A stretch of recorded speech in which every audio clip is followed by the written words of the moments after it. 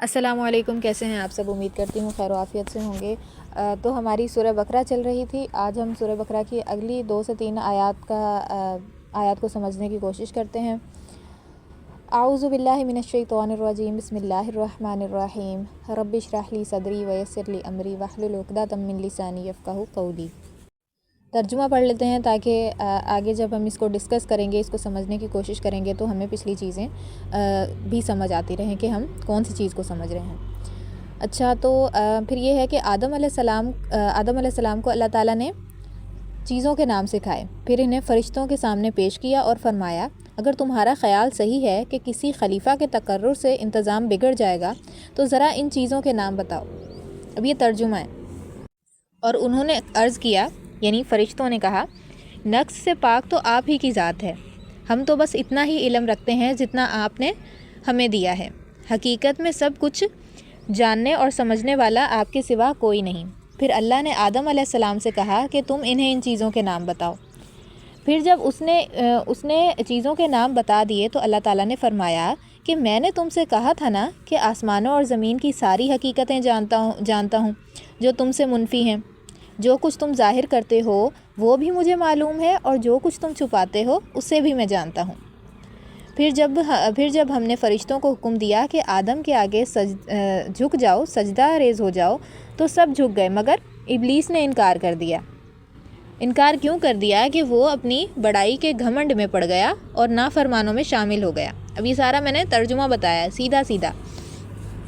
اب اگر ہم ان 2 آیات کو سمجھنے کی کوشش کریں تو انسان کے علم کی جو صورت ہے وہ دراصل یہی ہے کہ انسان کسی بھی چیز کو ناموں کے ذریعے پہچان رہا ہوتا ہے۔ ہم اگر کسی چیز کو دیکھ رہے ہیں، چاہے وہ دیوار کو دیکھ رہے ہیں، چاہے وہ گلاس کو یا جگ کو دیکھ رہے ہیں، تو پہلے ہمارے جو ذہن میں چیز آتی ہے وہ اس کا نام آتا ہے۔ لہٰذا انسان کی تمام تر معلومات دراصل اسماء اشیاء پر ہی مشتمل ہے۔ پھر آدم علیہ السلام کو ہر چیز کے نام سکھانا گویا ان تمام اشیاء کا علم دینا تھا۔ اب اگر تھوڑا سا گہرائی سے سمجھنے کی کوشش کریں تو ایسا معلوم ہوتا ہے کہ ہر فرشتے اور فرشتوں کی ہر صنف کا علم صرف اسی شعبے تک محدود ہے جس سے اس کا تعلق ہے۔ مثال کے طور پر اگر کسی فرشتے کو اللہ تعالیٰ نے ایک کام دیا ہے، یعنی ایک فرشتے کے سپرد اگر ہوا کا نظام ہے تو اس کو ہوا کے بارے میں ہر چیز پتہ ہوگی، لیکن اسے پانی کے بارے میں کچھ بھی پتہ نہیں ہوگا، کیونکہ اللہ تعالیٰ نے صرف اسے ہوا کی چیزیں ہی بتائی ہیں۔ اگر اس کی ایک اور مثال میں دوں تو اس کی مثال یہ دی جا سکتی ہے، جیسے ایک اسٹوڈنٹ ہے، وہ ٹیچنگ کی تیاری کر رہا ہے یا کسی بھی شعبے میں جا رہا ہے، یعنی اگر وہ ماسٹرز کر رہا ہے تو وہ انگلش میں ماسٹرز کر رہا ہے تو اس کو انگلش آئے گی، اس کو باقی کے جو سبجیکٹ ہیں وہ نہیں آئیں گے، اس کو صرف انگلش آئے گی کیونکہ اس نے مہارت ہی حاصل انگلش میں کی ہے۔ ٹھیک ہے، یہ تو اس کے خود کی بس کی بات ہے کہ وہ انگلش میں کرے، چاہے وہ اردو میں کرے، چاہے وہ زولوجی میں کرے، باٹنی میں کرے، وہ اس کا خود کے اوپر ہے۔ لیکن یہاں پہ میں مثال دے کے سمجھانا چاہ رہی ہوں کہ اللہ تعالیٰ نے ایک فرشتے کو اگر ہوا کے بارے میں ہی سمجھایا ہے تو اسے صرف ہوا کا ہی پتہ ہوگا، اس کو پانی کا نہیں پتہ ہوگا، کیونکہ اس سے اتنا ہی علم اللہ تعالیٰ نے دیا ہے۔ پھر یہی حال دوسرے شعبوں کے فرشتوں کا بھی ہے، یعنی فرشتوں تو بہت سارے ہیں نا، یہ تو میں نے ایک کا بتا دیا۔ اب انسان کو اس کے برعکس جامعہ علم دیا گیا ہے۔ جامعہ کی میننگ سمجھ آتی ہے نا، یعنی پورا اوور آل ہر چیز کے بارے میں۔ اب ایک شعبے کے متعلق چاہے وہ اس شعبے کے فرشتوں سے کم ہی جانتا ہو، یعنی اگر کسی انسان کو ہوا کے بارے میں پتہ ہے، گویا اسے پتہ تو ہوگا لیکن پوری چاہے اسے انفارمیشن اس چیز کے بارے میں ہو یا نہ ہو لیکن اسے ہوگی۔ اسے ہوا کے بارے میں بھی پتہ ہوگا انسان کو، اسے پانی کے بارے میں بھی پتہ ہوگا، اسے آگ کے بارے میں بھی پتہ ہوگا، لیکن جتنی انفارمیشن فرشتوں کو اللہ تعالیٰ نے دی ہے اتنی نہیں ہوگی، لیکن اس سے کم ہوگی، لیکن ضرور ہوگی۔ یعنی اس کا مطلب یہ ہے کہ مجموعی حیثیت سے جو جامعیت انسان کے علم کو بخشی گئی ہے وہ فرشتوں کو میسر نہیں ہے۔ یہ مظاہرہ فرشتوں کے پہلے شعبے کا تھا، گویا اس طریقے سے اللہ تعالیٰ نے انہیں بتایا کہ میں صرف آدم علیہ السلام کو اختیارات ہی نہیں دے رہا بلکہ علم بھی دے رہا ہوں۔ اور پھر آگے کہا کہ اس تقرر سے فساد کا جو اندیشہ تمہیں ہوا ہے وہ اس معاملے کا صرف ایک پہلو ہے، دوسرا پہلو اصلاح کا بھی ہے، اور وہ فساد کے پہلو سے زیادہ وزنی اور زیادہ بیش قیمت ہے۔ حکیم کا یہ کام نہیں ہے کہ چھوٹی خرابی کی وجہ سے وہ بڑی بہتری کو نظر انداز کر دے۔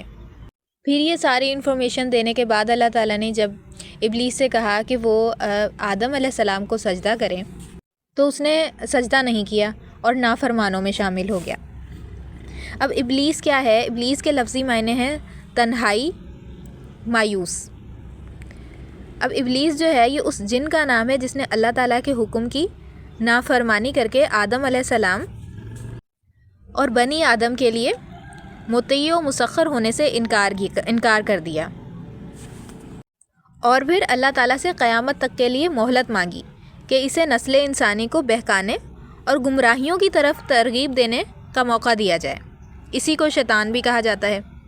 اب در حقیقت شیطان اور ابلیس بھی محض کسی مجرد قوت کا نام نہیں ہے، بلکہ وہ بھی انسان کی طرح ایک صاحب تشخص ہستی ہے۔ نیز کسی کو یہ غلط فہمی بھی نہ ہو، یعنی کوئی اس غلط فہمی میں بھی مبتلا نہ ہو کہ ابلیس جو تھا وہ فرشتہ تھا۔ ابلیس فرشتہ نہیں تھا۔ آگے چل کر قرآن نے خود تصریح کر دی ہے کہ وہ جنوں میں سے تھا۔ ابلیس جو تھا وہ فرشتہ نہیں تھا، وہ جنوں میں سے تھا، جو فرشتوں سے ایک الگ مخلوق ہے، ایک الگ صنف ہے۔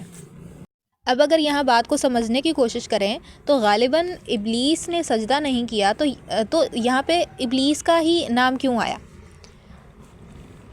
یعنی دیکھنے میں تو ایسا لگ رہا ہے کہ ابلیس نے سجدہ نہیں کیا، یعنی وہ اکیلا تھا، لیکن وہ اکیلا نہیں تھا، بلکہ ابلیس کا ذکر یہاں پہ اس لیے آ رہا ہے کیونکہ وہ یعنی جو نافرمانوں کی ایک جماعت تھی، ابلیس اس جماعت کا بادشاہ تھا۔ یعنی جنوں کی ایک ایسی نافرمان جماعت تھی جس کا وہ بادشاہ تھا، اور اسی لیے پھر ابلیس کا نام دیا گیا، کیونکہ جو بادشاہ ہوتا ہے وہ جو بھی کام کر رہا ہوتا ہے اس کی رعایا بھی اسی کے پیچھے ہی چل رہی ہوتی ہے۔ اور اس آیت کا دوسرا ترجمہ یہ بھی ہو سکتا ہے کہ وہ کافروں میں سے تھا۔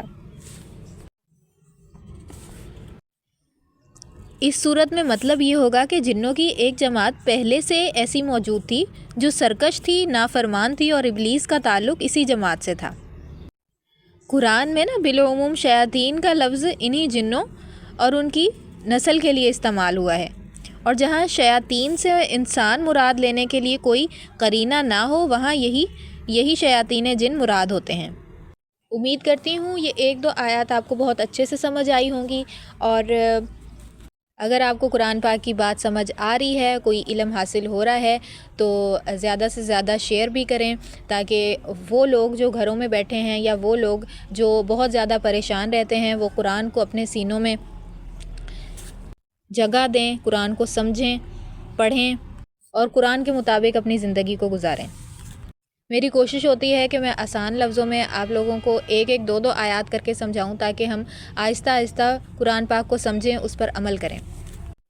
قرآن کی بات کو شیئر کریں، لائک کریں، سبسکرائب کریں۔ ملتے ہیں نیکسٹ ویڈیو میں، تب تک کے لیے اللہ حافظ۔